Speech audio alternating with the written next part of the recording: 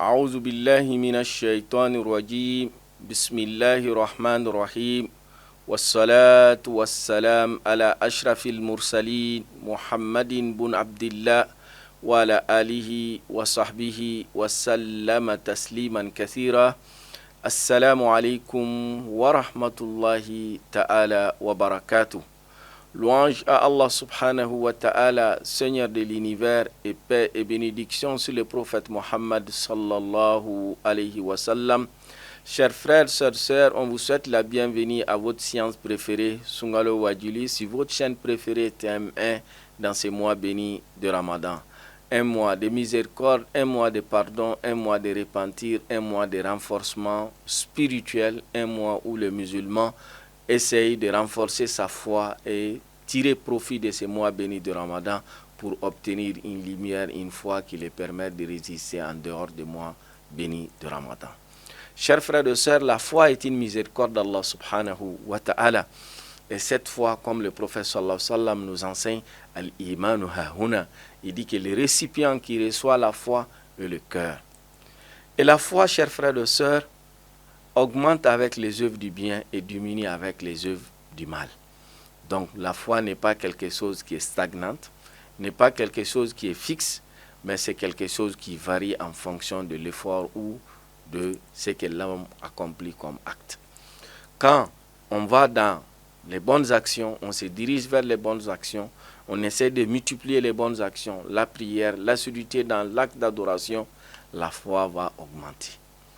Mais quand on diminue les actes d'adoration et on se donne à des actes de désobéissance, la foi va diminuer. Donc la foi est affectée de façon positive par les actes d'adoration et elle est impactée négativement par les actes de désobéissance. Comme les ulama nous disent, yazidu bita'a, ça augmente et ça se renforce avec les actes d'adoration et ça diminue avec les actes de désobéissance qu'Allah nous préserve. Chers frères et sœurs, la foi en islam n'est pas une foi inactive. Et la foi, une foi qui n'est pas accompagnée par des bonnes actions, une foi qui n'est pas accompagnée par des actes de soumission à Allah subhanahu wa ta'ala, devient une foi satanique. Qu'Allah nous préserve. Une foi satanique, c'est quoi? C'est de dire que je crois. Le shaitan aussi croit à l'existence de Dieu. Iblis ne doute pas. Il croit que Dieu existe. Il croit à l'existence du paradis. Il croit à l'existence de l'enfer. Il croit au jour du jugement dernier. Il a cette croyance, il a cette conviction. Et c'est pour cela quand Allah nous dit dans les Saint-Coran, quand les gens vont rentrer dans l'enfer, qu'il va tenir un discours aux habitants de l'enfer pour dire « Inni akhafullah rabbal alamin ». Moi, je crains Allah subhanahu wa ta'ala, le Seigneur de l'univers. Donc, chers frères et sœurs, la foi que l'islam nous enseigne, la foi que l'islam nous recommande, n'est pas une foi inactive, n'est pas une foi uniquement qu'on prononce par la bouche, qu'on le dit dans le slogan « Je suis croyant, je suis musulman ». Non, mais cette croyance doit s'accompagner avec les actes d'adoration. Et dans le Coran nous enseigne tout le temps que la foi est accompagnée par de bonnes actions. Illa allazina amanu, comme dans la sourate Asr, Allah jure wal asri innal insana lafi khusr illa allazina amanu wa amilu salihat wa tawasaw bil haqqi wa tawasaw bis sabr.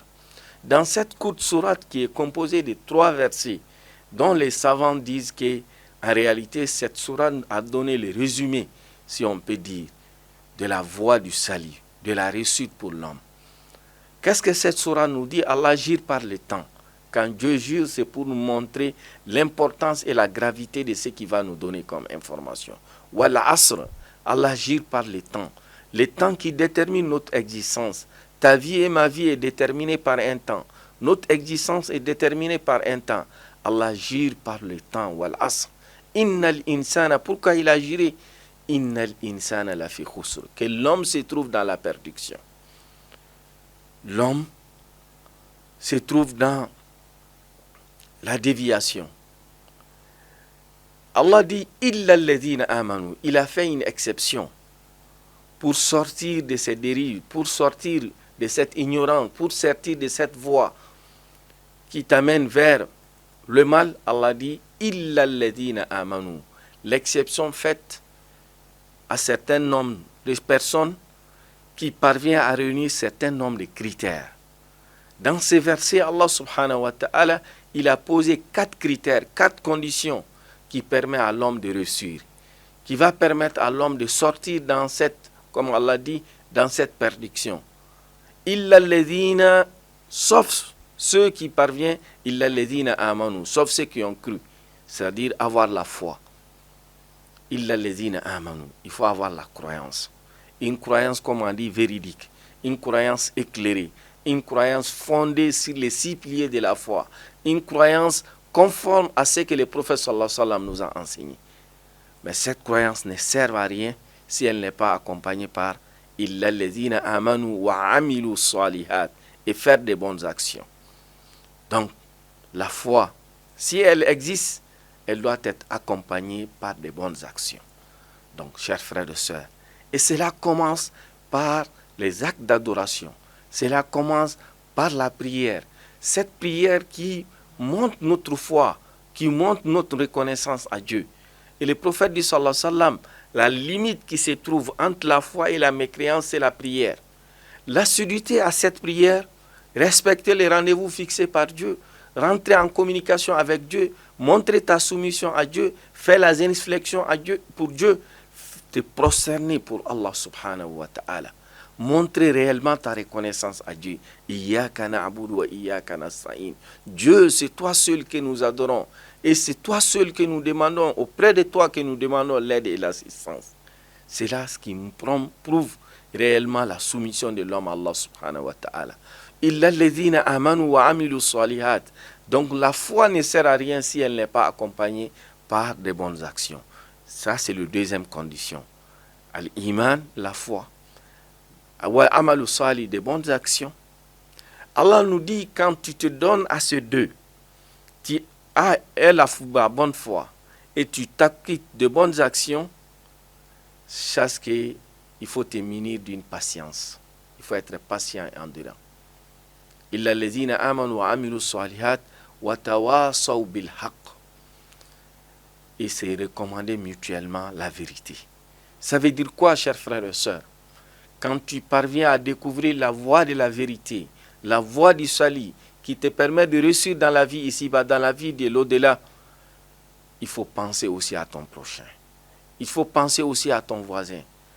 Ne pense pas que toi seul, tu vas accéder au paradis en oubliant les autres, que les autres partent dans l'enfer. Il faut penser à eux. Il faut partager ses biens avec eux. Il faut les faire comprendre cette vérité. Watawasaw bil haqq. C'est recommander mutuellement la vérité. Et dans ce travail, tu vas rencontrer des réactions. Peut-être certains vont te comprendre, alhamdulillah. D'autres vont réagir négativement, comme on dit, quand tu es dans Kabourou Kelenkon, on ne rentre pas dans la même tombe. Et d'autres vont réagir de façon violente. D'autres vont te dire des paroles. D'autres vont même peut-être te poser, faire des actes pour t'amener à t'énerver ou à poser des actes négatifs. Allah nous dit watawasaw bis sabra. Il faut te munir de la patience et l'endurance. La patience et l'endurance. Être patient, être endurant. La patience, comme les ulama nous disent, ça se réalise en 3 choses. Faire preuve de patience dans les actes de recommandation, c'est que Allah t'a recommandé. Faire la prière, il faut être patient. Te réveiller très tôt le matin pour répondre à l'appel de Dieu, il faut être patient. Tu es en pleine activité, on t'appelle à la prière, arrêter tes activités pour répondre à l'appel de Dieu, il faut être patient. Donc, watawasaw bis sabr. La patience dans l'exécution de l'ordre de Dieu. Et la patience aussi dans le fait de s'éloigner des actes de désobéissance, de t'éloigner des mensonges, de t'éloigner de voler, de t'éloigner de tes comportements qui sont déconseillés, de la médisance, des comportements qui nous sont déconseillés. Il faut être patient, il faut te maîtriser, il faut t'abstenir, faire l'effort sur toi, faire des pressions sur toi. Watawasaw bil et faire bisabr. Et ensuite, chers frères et sœurs, troisième dimension de la patience, par rapport à ce qui nous arrive comme événement, que ça soit du bien ou du mal. Et le prophète dit sallallahu alayhi wa sallam, ajaban li amril mu'min. La situation des croyants est merveilleuse. S'il reçoit du bien, il remercie Dieu. Et si c'est le contraire, il fait preuve de patience et d'endurance, qu'Allah nous donne la bonne compréhension de l'islam. Donc la foi, chers frères et sœurs, va toujours avec l'action.